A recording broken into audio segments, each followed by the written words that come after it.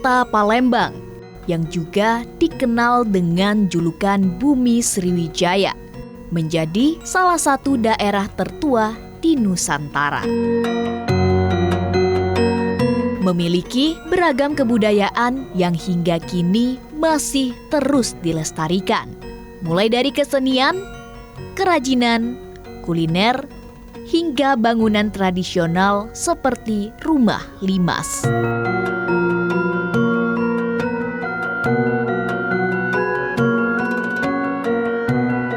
Rumah adat yang sudah dibangun sejak tahun 1830-an ini tak hanya berfungsi sebagai kediaman para bangsawan saja. Namun, rumah limas juga mengandung banyak nilai-nilai kehidupan.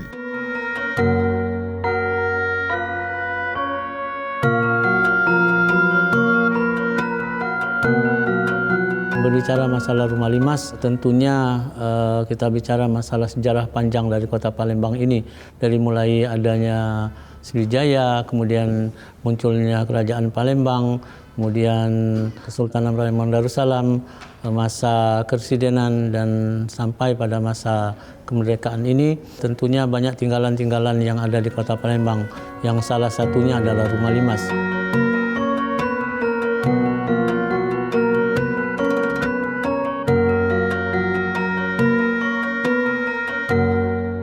Rumah limas yang ada di Sumatera Selatan ini adalah adopsi dari keturunan Cina, Arab, dan Melayu. Awalnya rumah limas ini kepunyaan daripada petinggi-petinggi Kesultanan pada masa itu. Jadi pada saat itu rumah limas ini yang memiliki adalah orang-orang yang mempunyai kedudukan di Kesultanan atau di Kerajaan Palembang. Rumah limas ini diadopsi dari Kerajaan Demak. Kalau kita ke Demak, banyak dilihat rumah-rumah yang ada kemiripan dengan rumah limas ini, tapi mereka tidak mempunyai tangga. Nah, karena kulturnya rumah limas yang ada di Palembang ini, karena kultur kita berair, rata-rata rumah limas ini mempunyai tiang dan tangga. Dan masyarakat Sumatera Selatan ini pada prinsipnya pada saat itu menggunakan air dan menggunakan perahu sebagai transportasi. Dan rumah limas ini menjadi background uang 10.000. Ini uang 10.000. Uang 10.000 ini diambil fotonya dari samping asli. Ini menjadi salah satu di uang 10.000. Dan sebelah sini adalah gambar foto Sultan Mahmud Badir II yang dilukis oleh Eden pada saat itu. Maka uang 10.000 ini melambangkan rumah adat Palembang dan Sultan Mahmud Badir II.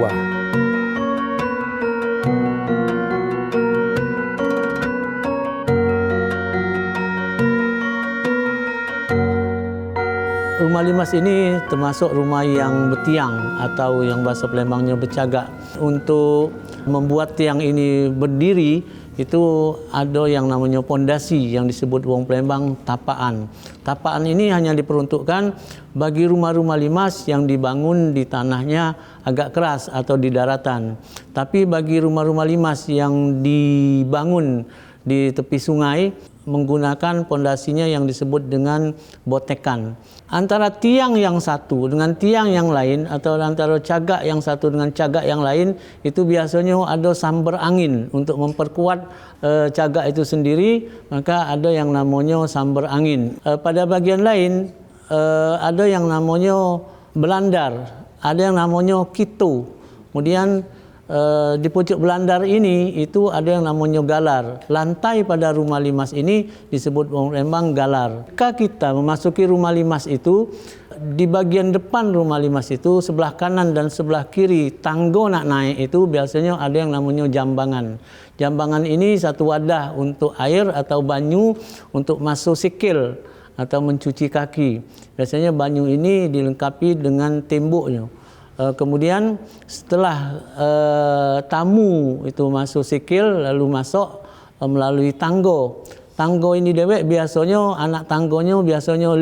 Umumnya rumah limas di Palembang ini anak tanggonya 5. 5 itu filosofinya tanggo tunggu tinggal tanggo tunggu. Nah, kalau dia tunggu ini yang paling bagus, yang paling artinya yang paling hebat itu tunggu. Insya Allah rumah ini seumur-umur hidup kita nunggunya, tidak pindah kemana-mana atau bahkan tidak terlepas, yang dengan kata lain terjual rumah ini.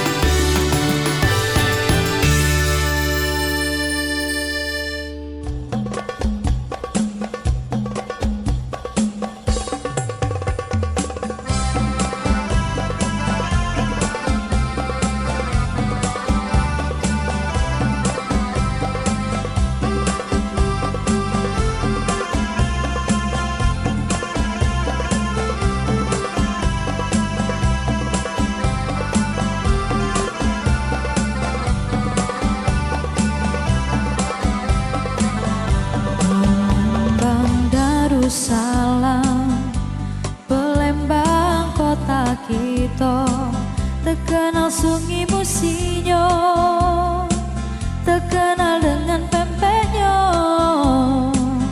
jembatan Ampera yang anggun, masjid agungnya yang cindo, menambah terkenalnya kota kesayangan kita.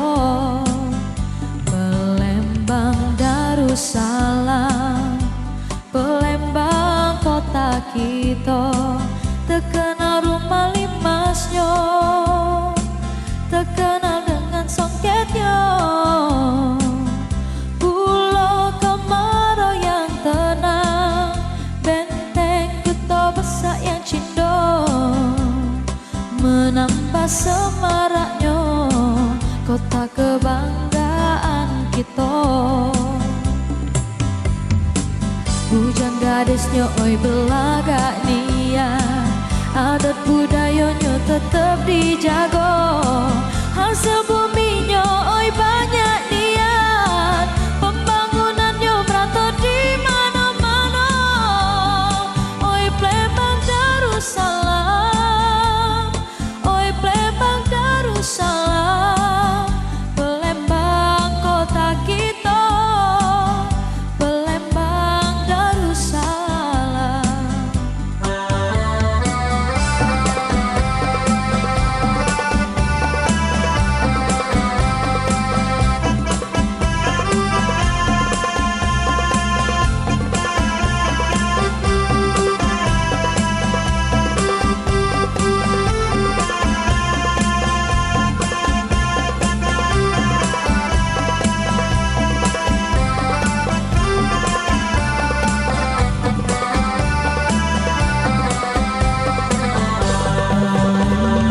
Darussalam, Palembang kota kita, terkenal rumah limasnya, terkenal dengan songketnya,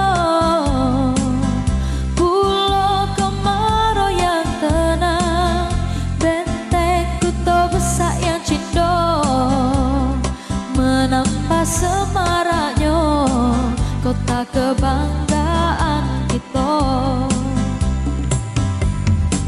Bujang gadisnya oi belaga niat, adat budayanya tetap dijaga, hasil buminya oi banyak niat, pembangunannya merata di mana-mana. Oi Palembang Darussalam, oi Palembang Darussalam, Palembang kota kita, Palembang Darussalam, Palembang kota kita, Palembang Darussalam.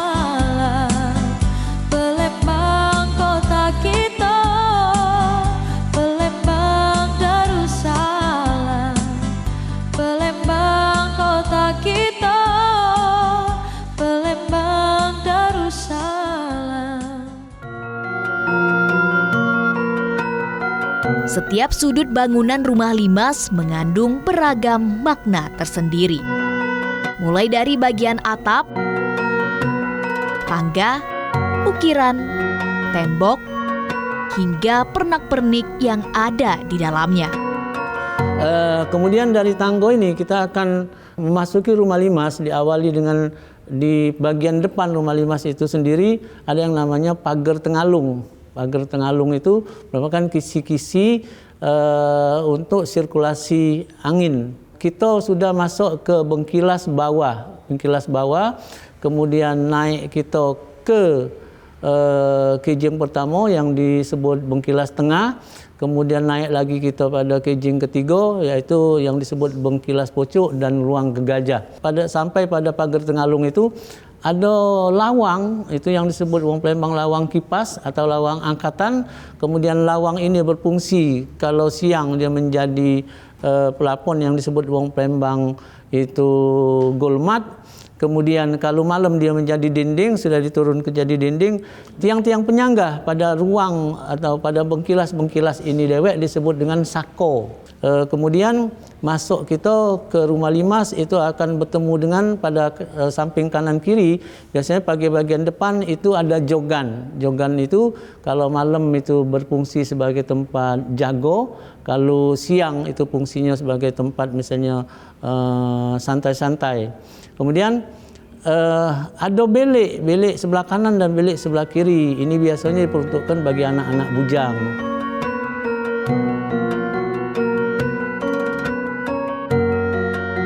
Tak jauh dari belik ini biasanya ada gerobak leket. Gerobak leket ini lemari yang menempel di dinding, itu biasanya diperuntukkan untuk menyimpan misalnya koleksi-koleksi barang-barang dari tuan rumah itu sendiri. Kemudian jendela pada rumah limas itu biasanya 2 lapis. Jendela ini terdiri dari jendela kayu dan jendela kaca. Wong Palembang nyebutnya jenelo. Kemudian jendela ini dewek ada kisi-kisi. Kisi-kisi ini biasanya terbuat dari besi yang seperti pipa bulat panjang. Kemudian dia ada yang dari kayu, itu biasanya kayu yang segi 4, 3 sampai 4 cm. Kemudian gedek atau dinding itu biasanya 2 lapis. Pada bagian tengah rumah limas ini akan ketemu kita yang namanya ruang gegajah. Ruang gegajah ini biasanya diperuntukkan untuk misalnya acara-acara kenduri besar. Kemudian ada belik. Belik itu biasanya ada di posisi sebelah kiri masuk. Setelah belik wong tua ini, di belakang belik ini misalnya ada satu ruangan lagi yang disebut pangkeng. Pangkeng ini khusus untuk misalnya pada kegiatan-kegiatan ngantenken, atau misalnya pangkeng ini hanya diperuntukkan untuk pangkeng pengantin. Jadi kamar pengantin itu yang disebut dengan pangkeng pengantin. Kemudian pada bagian lain, bagian belakang dari rumah limas ini sendiri ada yang namanya pawon atau dapur. Nah, di dapur ini ada pelimbahan. Pelimbahan ini artinya untuk membuang semua kotoran setelah kegiatan kita sehari-hari, itu ada yang namanya pelimbahan. Rumah limas bagian pucuk itu biasanya ada yang kemiringan. Ada yang miring mak ini yang disebut dengan gulmat. Kalau dia yang lurus mak ini yang disebut dengan kajang angkap. Itu perbedaannya. Nah, biasanya pada bagian pucuknya lagi itu ada yang namanya kudo-kudo. Ada namanya kudo-kudo, ada alang dan ada alang sunan di pucuk sana. Kemudian rumah limas ini biasanya menggunakan gentengnya genteng belah bulu, kemudian pakai tukup, dan di pucuknya itu, di tukup itu biasanya dipasang tanduk kambing. Tanduk kambing itu dia pacak berjumlah 3, pacak berjumlah 4, pacak berjumlah 5 dan pacak berjumlah 6. Kemudian di tengah dari rumah limas ini dewek itu ada yang namanya simbar. Simbar itu biasanya dilengkapi dengan anti petir atau anti geledek. Jadi di sana misalnya, makanya rumah limas itu jarang sekali, misalnya sebesar hujan misalnya dengan geledek petirnya, jarang sekali rumah-rumah di Palembang ini disambar petir atau disambar geledek. Sesuai dengan namanya, Rumah limas merupakan rumah panggung yang memiliki atap berbentuk limas. Salah satu bagian yang cukup menonjol pada bangunan rumah limas adalah desain atapnya. Tiap-tiap rumah limas biasanya memiliki jumlah simbar yang berbeda, termasuk makna yang dimilikinya.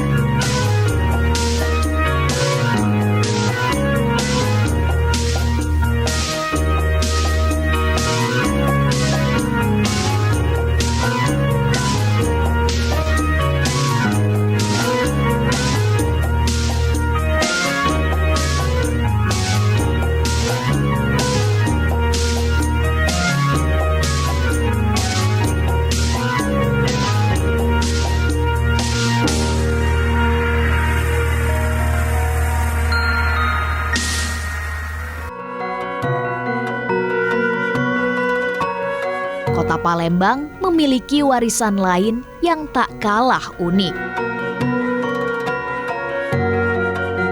Dan hingga kini masih digunakan oleh sebagian besar warga. Warisan itu tak lain adalah gelar kebangsawanan.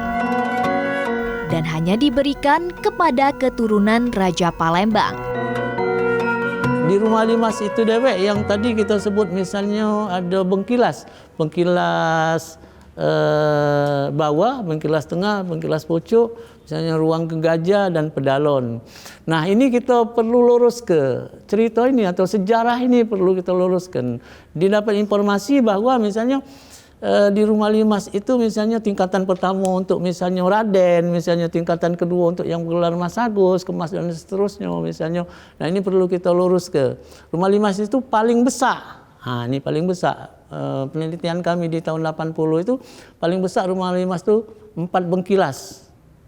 Atau bahkan cuma 3 bengkilas. Sementara gelar kebangsawanan di kota Palembang ini yang untuk sama-sama kita ketahui, kalau dia seorang sultan menobatkan putra mahkotanya untuk menjadi sultan di masa dia masih memerintah, maka sultan ini akan bergelar susuhunan. Dan putra mahkota yang diangkat menjadi sultan tadi bergelar sultan. Nah, calon sultan itu bergelar pangeran ratu. Jadi setiap putra sultan, anak sultan yang lanang, yang dari istrinya yang pertama yang diangkat menjadi ibu suri Rama Ratu, maka anaknya bergelar pangeran ratu. Artinya ini putra mahkota. Kemudian anak-anak pangeran itu bergelar raden. Anak-anak pangeran yang tidak ada jabatan itu bergelar raden.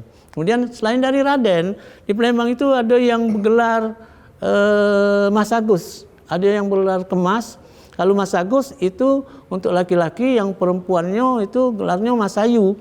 Kalau dia Kemas itu untuk laki-laki, yang perempuannya bergelar Nyimas. Kemudian ada Ki Agus untuk laki-laki, yang kemudian untuk perempuannya bergelar Nyayu. Nah, salah seorang sultan di Palembang ini mempersunting putri dari Bangka Belitung. Nah, bagi anak-anak sultan yang dari Bangka Belitung ini, itu gelar kebangsawanannya abang dan yang. Abang untuk laki-laki, yang itu untuk perempuan. Kemudian bagi mereka yang keturunan bangsawan Arab, itu pernikahan sultan dengan bangsa Arab, itu gelar ini anak-anaknya adalah Raden Syarif dan Raden Ayu Saripah. Bagi mereka yang keturunan dari Cina, itu gelarnya Baba dan Nona. Jadi ini beberapa gelaran yang ada di Palembang, gelar kebangsawanan ini. Nah kalau kita hubungkan dengan misalnya filosofi di Rumah Limas, ini kan tidak ketemu dia. Jadi tidak ketemu. Nah inilah politik adu domba ini yang ditanamkan Belanda sampai sekarang ini.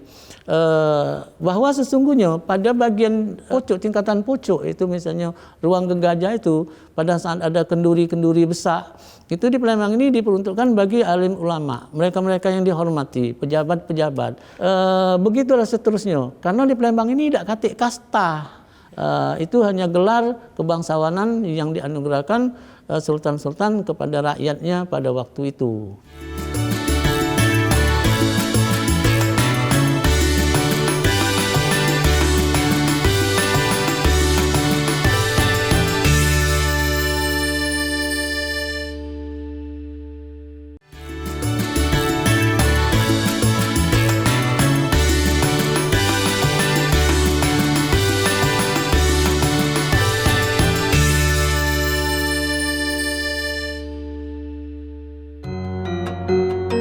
Pada masa Kesultanan Darussalam, tak hanya Rumah Limas ataupun gelar kebangsawanan yang diwariskan hingga masa kini.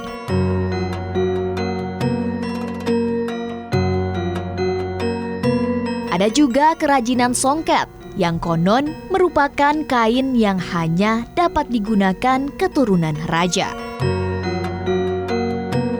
Kehalusan tenunan serta kerumitan dari motif songket tersebut melambangkan kedudukan seseorang pada masa itu.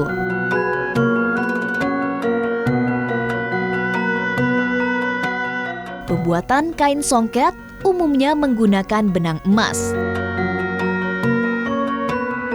Ciri khas dari warisan agung ini adalah benang yang digunakan, yang melambangkan kemakmuran dan kejayaan. Selain dari rumah limas, tinggalan budaya di Kota Palembang itu ada yang berbentuk kain. Kain ini ada berapa macam kain di Kota Palembang ini, ada songket, ada peradan, ada pelangi yang kita kenal sekarang dengan jemputan, ada batik, ada semagi, ada tajung. Masalah songket ini kalau kita kaitkan dengan gelar kebangsawanan yang ada di Kota Palembang, songket itu sudah diperkirakan hadir di Palembang ini pada masa Sriwijaya. Karena ngapa dari beberapa temuan arca-arca di Palembang itu ada yang menggunakan kain, dan kain ini kain bermotif yang kita perkirakan bahwa ini songket. Songket ini sendiri terdiri dari benang sutra dan benang emas. Ini hasil dari misalnya hubungan dagang antara Kesultanan Palembang atau di masa Sriwijaya itu dengan negara Cina dan lain sebagainya. Ada berapa motif songket yang ada di Palembang ini? Kalau kita inventarisasi lebih kurang 100 sampai 150 motif songket yang ada di Palembang ini. Tapi ada motif-motif tertentu seperti misalnya motif yang paling tua songket itu adalah naga besaung. Walaupun pada saat ini naga besaung itu tinggal simbol. Jadi kalau kita jenguk misalnya ada songket yang motifnya mak ini misalnya, itu, nah inilah motif inilah yang disebut dengan motif naga besaung. Naga besaung ini erat sekali kaitannya dengan hadirnya bangsa-bangsa Cina di Kota Palembang ini. Kemudian ada songket-songket untuk wong-wong tertentu, seperti misalnya ada songket yang namanya songket bunga paci. Songket bunga paci ini hanya untuk ibu-ibu atau perempuan, itu keturunan bangsawan Arab. Songket ini tidak terlalu menonjol benang emasnya, terdiri dari benang sutra putih, bisa saja latarnya itu biru atau merah atau ungu dan lain sebagainya. Ini ciri khas bagi perempuan bangsa Arab. Kemudian ada songket yang motifnya motif bunga cino. Nah, bunga cino ini lebih banyak sutra dan benang emas, itu lebih menonjol. Karena ini khusus untuk ibu-ibu atau perempuan keturunan bangsawan Cina. Kemudian ada songket yang namanya limar mentok. Songket limar mentok ini khusus bagi keturunan sultan yang ada di Bangka Belitung. Karena ini motif songket limar mentok ini diambil dari satu daerah yang namanya Mentok. Karena salah seorang permaisuri sultan itu dari daerah Bangka Belitung. Ini yang menarik barangkali. Ini ada songket jando brais. Nah, songket ini biasanya tengahnya polos, hanya di pinggirnya. Di pinggirnya ada motif itu benang emas. Songket ini diperuntukkan bagi mereka yang berstatus jando. Biasanya songket ini warnanya ungu, itu pada umumnya songket ini warna ungu. Ada songket-songket yang dalam perkembangannya songket-songket ini ada songket yang bermotif misalnya nampan perak. Nampan perak ini hubungannya dengan kehidupan hari-hari di rumah tangga. Ada songket misalnya bunga pacar, ada bunga pacar, ada misalnya poler, ada misalnya ombak laut, misalnya ada cantik manis, ada tabur misalnya. Ini songket-songket dalam perkembangannya ada songket yang motifnya 7 negeri, 5 negeri, 3 negeri. Bahkan ada songket-songket yang sudah tidak misalnya ditenun lagi, misalnya teretes mider itu motif songket yang tidak ada ditenun lagi, itu teretes mider. Kemudian Pak Ujung Pak Bongkot misalnya itu sudah tidak ditenun lagi. Bahkan ada songket yang hadir di masa kepresidenan itu nama songketnya kapal sanggat. Jadi memang dia motifnya motif kapal. Nah, dan ini tidak ditenun lagi oleh pengrajin. motif-motif seperti ini. Hanya saja sekarang ini sudah ada belongket misalnya, ada belongsong songket, sudah ada pelangket misalnya, ada pelangi songket misalnya dalam perkembangan perjalanan songket ini. Selain dari menggunakan benang emas, songket ini sendiri ada menggunakan benang perak dan benang tembago. Bahkan ada pada masa misalnya mundurnya perekonomian di Kesultanan Palembang Darussalam, itu songket ini menggunakan benang kawat. Jadi songketnya lebih berat, tidak seperti songket yang dibuat dari benang emas. Nah, songket-songket ini juga ada bermacam benang yang digunakan. Ada yang menggunakan benang misalnya, kalau pernah dengar misalnya, ini nih songket jantung. Nah, ini songket jantung itu menggunakan benang emas yang kadar emasnya masih tinggi. Kemudian ada yang dalam perkembangannya ada sampai dengan sekarang ini yang disebut dengan songket benang kristal. Bahkan demikian juga dengan variasi harga yang beredar di pasar. Ada songket-songket yang produk budaya, songket-songket produk budaya dan songket-songket produk ekonomi. Songket-songket produk budaya ini hanya diperuntukkan misalnya untuk misalnya memenuhi persyaratan adat untuk lamaran. Misalnya. Ada songket-songket tertentu untuk melamar itu, misalnya ada yang dari 3 turun, 5 turun, 7 turun. Itu kemudian ada songket-songket pada umumnya sampai dengan yang saya sebutkan tadi, ada songket-songket yang dibuat dari benang kristal saat ini. Songket-songket ini ada peraturan tersendiri menurut adat pemakaiannya. Anak-anak gadis yang belum menikah itu tabu atau pantangan untuk memakai songket, tidak boleh. Oleh karena itu di Palembang ada batik. Ada batik di Palembang itu, ada yang namanya pelangi atau jemputan. Wong lanang, bapak-bapak itu tidak boleh pakai songket. Yang dipakai bapak-bapak itu selain dari Tanjung, ada Tanjung Rumpa yang seperti saya pakai ini Tanjung Rumpa, tanjaknya sesetel dia. Nah ini kemudian kalau dia pakai Tanjung, tanjaknya itu tanjak batik. Nah, ada aturan tertentu pemakaian misalnya busana di Kota Palembang ini. Tidak misalnya ujung Palembang basing pakai beda misalnya. Ada aturan, adat itu ngatur. Itu tadi. Bahkan ada misalnya songket-songket yang dipasangkan pada keranda orang meninggal. Itu ada kalau misalnya kita jengok misalnya ada wong meninggal di keranda atau katilnya itu diduduk misalnya selembar songket, maka yang meninggal ini adalah perempuan dan masih gadis. Karena semasa hidupnya itu tidak boleh menggunakan songket. Secara misalnya logika, ini kan mubazir. Tapi demikianlah budaya ini ngatur, cinta kasih itu tidak ada putus misalnya di masa hidup baik, tapi sampai ke mati cinta kasih wong tua, keluarga itu misalnya tetap ada walaupun yang bersangkutan itu sudah meninggal dunia.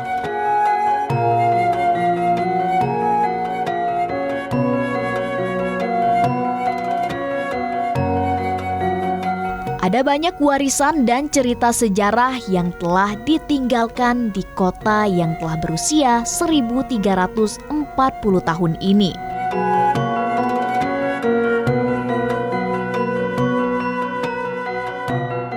Begitu berartinya kebudayaan lokal bagi masyarakat Kota Palembang.